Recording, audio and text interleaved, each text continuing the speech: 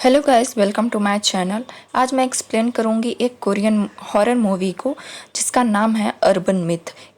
इस मूवी में 10 कहानियां हैं और ये 10 अलग अलग कहानियां हैं। तो आज मैं इस पार्ट में केवल 5 कहानियों को एक्सप्लेन करूंगी और 5 अगले पार्ट में। तो शुरू करते हैं। तो फर्स्ट स्टोरी का नाम होता है द टनल। इसमें हमें एक व्यक्ति को दिखाया जाता है जो कहीं से आ रहा होता है। तभी वहाँ पे एक पुलिस इंस्पेक्टर आके उसकी कार को रोक लेता है और उससे पूछताछ करते रहता है। हमें पता चलता है कि ये व्यक्ति कोई अच्छा इंसान नहीं है, बल्कि एक ड्रग माफिया से मीटिंग करके आ रहा और इसकी कार में बहुत सारा ड्रग रखा हुआ है। लेकिन तभी उस पुलिस इंस्पेक्टर की वॉकी टॉकी में एक मैसेज आता है कि एक लड़की लापता है और वो उस केस को हैंडल करने के लिए चला जाता है और इस इंसान को जाने देता है। अब ये व्यक्ति जब टनल के पास पहुंचता है तो तभी इसकी वाइफ का कॉल आता है इसे, और वो पूछती है कि आखिर अभी तक तुम हो कहाँ।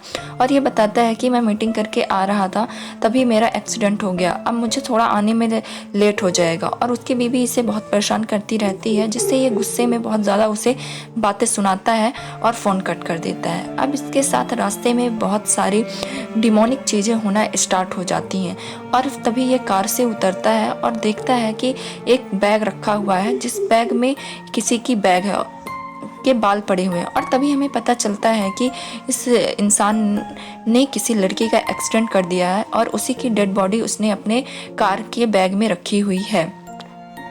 और गुस्से में ये व्यक्ति उस बैग पे बार बार वार करने लगता है। लेकिन फिर जब ये बैग खोल के देखता है तो उसमें वो बॉडी नहीं होती, जिसे देख के ये शॉक्ड हो जाता है और यहाँ वहाँ भागने लगता है। लेकिन तभी वहाँ पे वो लड़की की बॉडी आ जाती है और वो उसे परेशान करने लगती है और वो उसे गाड़ी में ही बैठा के उसके ऊपर हथौड़े से वार कर करके उसको मार डालती है। यानी कि वो जो मिसिंग लड़की थी वो यही थी और इस इंसान ने उसी लड़की का एक्सीडेंट करके अपनी कार में ले जा रहा था। अब दूसरी कहानी स्टार्ट होती है और इस कहानी का नाम है द गर्ल इन रेड। यहाँ पे हमें एक ह्यूंजन नाम की लड़की को दिखाया जाता है जो अपने क्लासमेट सोजिन के डेथ फ्यूनरल पे आई हुई होती है और उसकी बातों से ऐसा लगता है जैसे उसे उसकी डेथ का कोई अफसोस नहीं है। और वो यही सारी बातें करती रहती है अपने दोस्त से कि कैसे वो अजीब तरीके से रहा करती थी। और इस सारी बातों के बाद वो जब अपनी कार पार्किंग के पास जाती है तो वो देखती है कि वहाँ पे एक लड़की उसे देख रही है, लेकिन वो ज़्यादा ध्यान ना देते हुए वहाँ से चली जाती है। अब वो जब अपने रूम पहुँचती है तो अपने एक पड़ोसन के रूम में जाती है और कहती है कि हमारी कार पार्किंग पे एक लड़की खड़ी रहती है, क्या तुम उसे जानती हो? तो वो कहती है कि नहीं, हमारी कार पार्किंग में तो मैंने कभी किसी ऐसी लड़की को नहीं देखा। तो इस पे ज़्यादा जवाब ना देते हुए वो अपने रूम को आने लगती है। जब भी वो अपने रूम पे जा रही होती है तभी वो देखती है कि वही लड़की जो कार पार्किंग में उसे मिली थी उसके पीछे खड़ी हुई है और तेज़ी से उसकी तरफ बढ़ रही। वो भाग के अपने रूम में चली जाती है। ह्यूंजन रूम में आने के बाद अपनी स्कूल एल्बम देखती है, जहाँ पे वो देखती है कि ह्यूंजन कहीं भी सुजिन के पास नहीं खड़ी है और हर फोटो में सुजिन अकेले ही खड़ी हुई है। एवं वहाँ के दूसरे लोग भी सुजिन के पास नहीं खड़े होते थे और हर फोटो में सुजिन सिर्फ अकेले ही खड़ी दिखाई देती है। दूसरे सुबह ह्यूंजन रेडी होके ऑफिस जा ही रही होती है, तभी उसे पार्किंग लॉट में वही लड़की खड़ी दिखाई देती है और ह्यूंजन डिसाइड करती है कि आज इससे ये बात करके ही रहेगी। लेकिन जब वो उससे बात करने के लिए जाती है तभी देखती है कि वो लड़की अचानक से गायब हो गई है। जिसे ऐसे अचानक गायब होता देख वो अचानक से हैरान हो जाती है। ह्यूंजन ऑफिस से लौटने के बाद जब अपने रूम जा ही रही होती है और लिफ्ट ओपन करती है तभी उसे वहाँ पे वही लड़की खड़ी दिखाई देती है, जिससे ह्यूंजन डर जाती है और लिफ्ट का डोर बंद कर लेती है। अब ह्यूंजन जो भी फ्लोर ओपन कर रही होती है उसके सामने वही लड़की खड़ी दिखाई देती है। अब ह्यूंजन उससे डर के वहाँ से भागने लगती है और भाग के वो बाहर आ जाती है। तभी वो लड़की उसे बालों से खींचते हुए बिल्डिंग के ऊपर ले जाती है और वहाँ से उसे नीचे गिरा देती है, जिससे ह्यूंजन की डेथ हो जाती है। और हमें पता चलता है कि ये घोस्ट और कोई नहीं बल्कि सुजिन है, जो अपना बदला लेने आई हुई होती है। और अब उस फोटो में बाकी खड़ी लड़कियों की बारी होती है। अब थर्ड कहानी स्टार्ट होती है और इस कहानी का नाम होता है टूथ वॉर्म्स। यहाँ पे हमें चुंगी नाम के एक व्यक्ति को दिखाया जाता है जो पेशे से डेंटिस्ट होता है और उसके पास उसका एक क्लाइंट आया होता है जिसके दांतों में बहुत ज़्यादा दर्द हो रहा होता है और ये दर्द इतना ज़्यादा होता है कि उसे उसकी वजह से उसके सर पे भी पेन होने लगता है। और देखने के लिए कि आखिर इसके दांत में क्या फंसा है, चुंगी उसका एक्सरे करता है और एक्सरे में कुछ चीज़ उसे दिखाई देती है और जिसे देख के चुंगी बोलता है कि मुझे नहीं पता ये क्या है और मुझे थोड़ा और इसके लिए टाइम चाहिए होगा स्टडी करने के लिए, और तब तक के लिए उसे कुछ पेन किलर दे के उसे जाने को कहता है। थोड़ी देर बाद चुंगी को अपनी वॉश बेसिन में कुछ रेशेदार चीज़ दिखाई देती है जिसे वो उठा के फेंक देता है और उसे समझ में आता है कि ये उस पेशेंट के मुंह से ही निकले होंगे क्योंकि लास्ट टाइम उसी ने वॉश बेसिन को यूज़ किया था। और इसके बाद चुंगी उस एक्सरे रिपोर्ट को बड़े गौर से देखता है और उसके एक्सरे में वही रेशेदार चीज़ दिखाई देती है जिसे लेके वो परेशान हो जाता है और अपने सीनियर के पास जाता है और ये कहता है कि मुझे ये पैरासाइट दिखाई दिए हैं उसकी वॉल में, ये बहुत ही रेयर केस होता है। तो वो सीनियर उसे बोलते हैं कि तुम्हें इसके बारे में और पढ़ने की ज़रूरत है और तुम लाइब्रेरी जाके पढ़ो।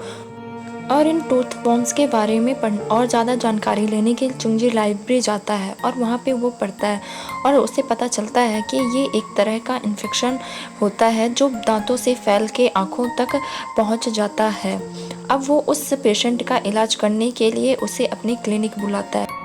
अब चुंगी अपने पेशेंट का इलाज कर ही रहा होता है तभी उसका पेशेंट वायलेंट हो जाता है और चुंगी के गले में बुरी तरीके से काट लेता है। इसके बाद वो और भी ज़्यादा वायलेंट होते हुए उसकी नर्स को भी गले में काट लेता है और चुंगी भागते हुए जाता है और एक रूम में छुप जाता है। लेकिन चुंगी के माउथ पे भी वो वॉर्म्स अटैक कर देते हैं और उसका ये वॉर्म्स उसकी आंखों तक फैल जाते हैं, यानी कि इस वायरस से चुंगी भी इन्फेक्टेड हो जाता है।